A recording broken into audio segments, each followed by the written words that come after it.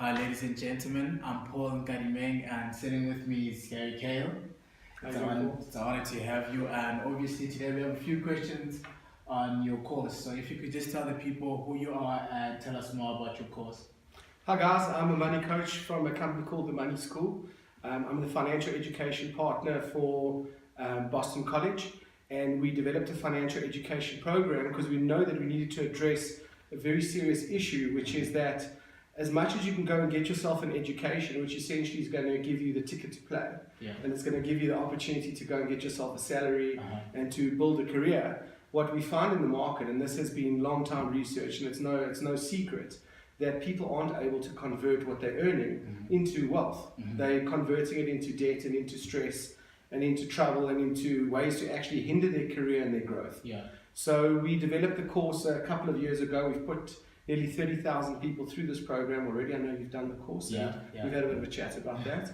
But that's what the course is about. It's there, Boston's mantra is education for life. And they believe very strongly in giving the best top quality education to people and then combining it with the ability to know what to do with the money when you start making money after you've actually got an education through Boston. Exactly. Okay, well, I mean, I can personally say for myself that since I started working, being financial literate has been a struggle for me, and I could probably speak for a few more students that I know. So what are your top 5 money tips for students and ways to save money? So I think that the first thing I want to say is it's probably bigger than a tip, is that there's no half measures. And I think you'd probably testify to that, because previously, before you did the financial education course, the financial independence course as we call it, do you find that things are very different when you look at money now and you look at your situation, whether you should buy or not buy, or invest or not invest, or upgrade or not upgrade? Because I always say that, I know for students, as soon as they start making more money, they'll just start spending more money. And it's not just students, it's full-blown adults who've been working for 20 years, they do exactly the same thing.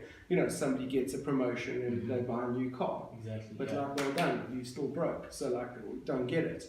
So I think that the first thing is that if you plan and you're ambitious and you want a solid future, I think that what's really important is that you don't do any half measures in terms of getting a financial education. You really need to know how to translate your hard work, effort, and sweat that you're going to put into making money into activities that build wealth. Would you agree with that? No, I totally agree. So I think that's the first thing. I think if you're talking about saving specific for students, then I think it's got to do with, students generally speaking don't have substantial amounts of money that they are actually trying to invest what they are living on as a student. But I think it's about making sure that you take a small percentage of what your monthly available cash flow is and save that. Because what's important is that things do come up. It might even be a matter of that there's a party coming up on a public holiday in 3 weeks' time and you want to have cash for that because as a student you feel that that's a priority. But I think it's about managing money well by managing it weekly. I think as a student, I would manage my money weekly. Because I think that a lot of the expenses actually happen on a daily basis as a student. I know that a lot of students aren't funding their education or necessarily, let's call it the pocket money that they live on while they're a student. So the reality is that I would proportion that over 4 weeks. It's not like somebody who's earning a full-time salary, who's paying for rent, paying for a car, paying for insurance, paying for all these things, and then they have to make sure that they've got money on month end. I think from a student perspective, generally speaking, every week is the same week as the last week from a cash flow perspective. Students want to go out every night. So every week's like that. But I think it's about, I would work on a week, first of all, so let me just summarize. I'd say that they mustn't take shortcuts. They must get a financial education that's available through Boston to every single student. I would say that having an emergency fund, just some cash, because the last thing you want to do, never mind as an adult, but as a student, you do not want to go and open up store accounts, get credit cards. So before you even started, you now are actually working for these retailers and lenders before you even started on day one with your first salary. So it's got to do with the education. It's got to do with having a bit of an emergency fund. It's got to do with managing your your expenses weekly. And then I think it's about the avoidance of debt. Yeah. Don't go there. Don't upgrade your lifestyle faster than your income. Because you're essentially just spending next month's income. So I would say that that's how I would look at it from a student perspective. And I think you kind of touched on my next question, the difference between, students that have parents that handle, their studies and that handle the responsibility thereof, and a student handling their funds, because it's two different things. So I guess my next question is that how can a student take responsibility for their finances, but at the same time try to help their parents with the school fees finance and the finances on that side? I think it's an important thing, because ultimately, there's a few things here, but I think that a lot of students' parents, never mind privileged or underprivileged, education is a big percentage of anybody's income. Yeah. And I think that it's a duty, especially if parents are working a job, a second job, trying to make a plan, limiting their own lifestyle and holidays and things that they want to do to put their kid through school. I think it's an obligation of the kid to make sure that they deal with their parents' money responsibly. I know it's hard. Okay, I was there myself, and I understand that there's bigger priorities than real world issues, when maybe in the sense of entertaining and just getting on with it and studying and having a bit of a jaw, work hard, play hard, and all this kind of stuff. I think there's space for that. But I think if I was a student today, I think I'd be sitting with my parents and running through a budget with them and saying to them, listen, this is what I would like to spend, this is what I want to do, and then negotiate. In other words, like if I stick to my expenses like this, in 3 months' time there's a bit of a break, can I have some extra cash to do this? I'll play my part, and then I kind of want a bonus, or that kind of thinking. But I think I would do it in conjunction with parents, and not just think that it's a never-ending kind of open tap to be able to plug in money. I don't know. When I was younger, I was working. Yeah. Okay. When I was a student, I went and got myself a job, and I was waitering, and I was bartending, and so that could be another option for students that can, if they have the capacity, kind of get an extra job part-time to get some extra money. Absolutely. And kind of help their parents. I never got it. I mean, I'm saying from when I was like 14 or 15, I was going to the supermarkets and standing outside and trying to get myself work on the weekend, and working in some takeaway place and doing like the most menial jobs. I just wanted my independence. Yeah. I just know that when I'm earning money, I am much more in control. And I've never wanted to rely on anyone. So I think that from my perspective, I always could get what I could get from my parents. Yeah. But beyond just a gap, I wanted a lot more money to be able to do the things I want to do. Yeah. And today, with cool things like cell phones and tech and data and I would be looking to just man up myself and just go and get myself some money by looking for some opportunities. Yeah. Because there are, especially in the part-time space. So I think coming to my next question for students, this is something that they could probably benefit from. How does one earn money, or let me put it like this: how can one budget when they're not making money? So how do you budget when you're not really making money? So I think budgeting is just the act of managing your resource. Okay. So that's all it is. So whether you're working for a salary and somebody deposits 10,000 Rand into your bank account, or as a student you're given 3,000 Rand, you're just managing a resource. And I think that it's really, really important to be able to do that. Because what students are going to find is that lenders and retailers will give them money. Based on what they're studying, or based on how far they are. I know that a high percentage of students are even getting credit cards now. Wow. But I think that a lot of students don't understand the implications. They don't understand the fact that they don't have money coming in. Yeah. So all that's really going to happen is that for the next couple of years, interest is going to be added on interest on interest on interest. And before they even start their first job, they're already in the hole. Yeah. And so effectively, when you ask them who they're working for, and they'll tell you the new employer's name, you'll say, no, but you're working for this bank and that lender and those 3 retailers. So, I think that for students, not to manage money means that they're giving away control. of their lives, of their financial future very early on in the game. And I think from what I see in the market, I mean, the debt to income ratio of average South Africans today is 80%. 80% of what most people earn goes towards funding debt.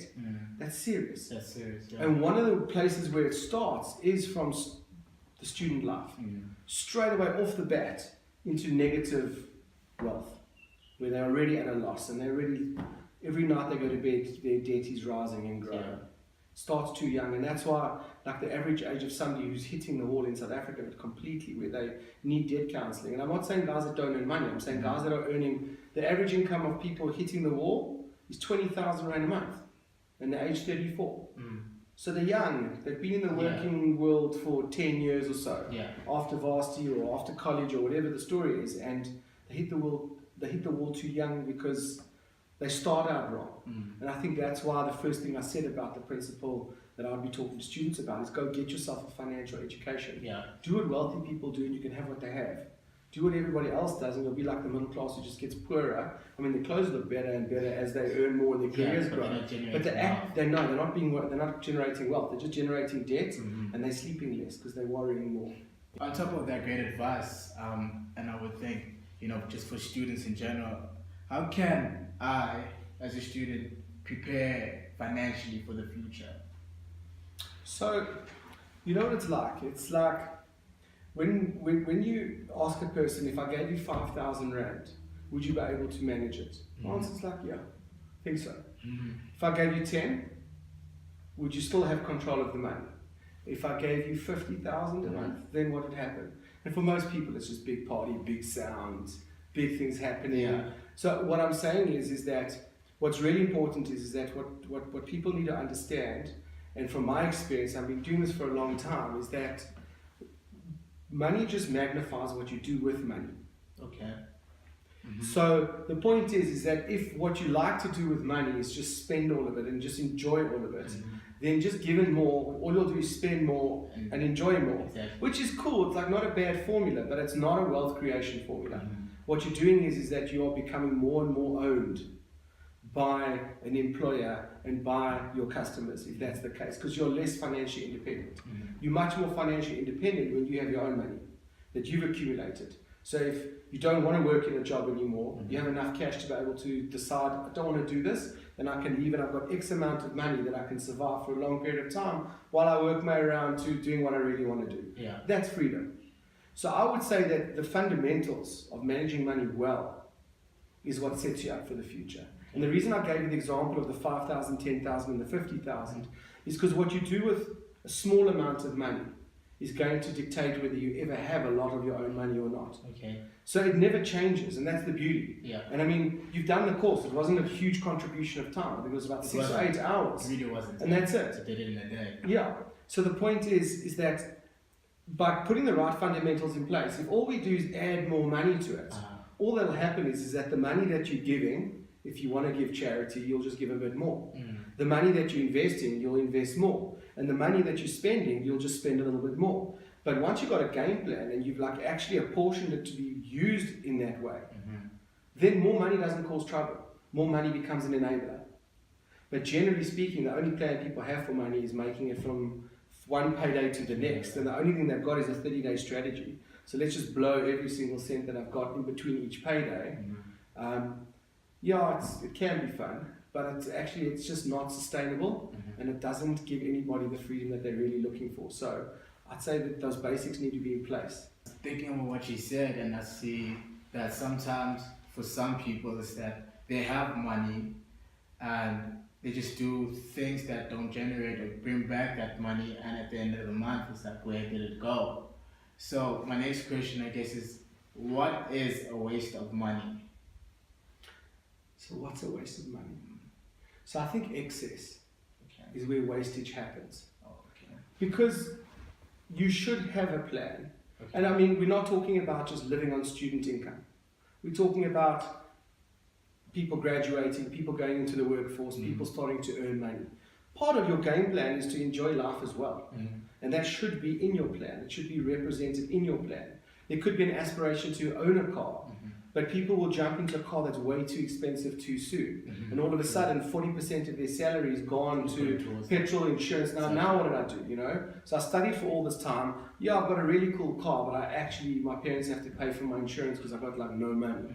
That's not the right way to do it. The right way to do it is to build entertainment and joy and fun into a budget and a plan.